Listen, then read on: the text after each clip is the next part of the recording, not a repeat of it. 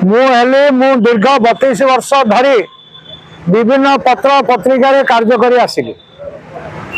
तापर मत आज गोटे महत्तर आह्वान आसला मो पाखक जे तुम्हें शिवसेनार मुख्य वार्ता प्रभारी हुआ ओडिशा स्टेट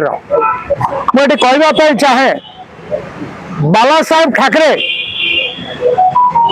भारतर एक अस्मिता जातीयता अस्मिता बाला साहेब ठाकरे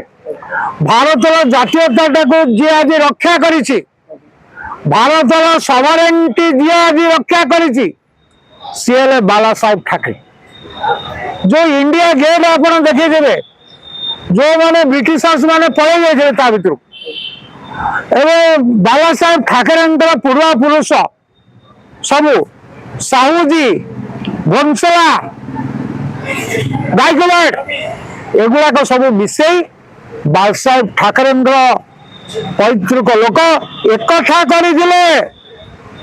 भारतर स्वाधीनता मुझे आपण आगे खोली कहूँ तेणु से बाला साहेब ठाकरे उद्दीपन मुझे जागी उठिली मोर एक आदर्श को आपण पाखे निरूपित कली एवं मो आत्मार आह्वान मुझे डाकिली आगामी दिन में शिवसेनार पदक्षेप कौन रहा राज्य में क्यों स्थिति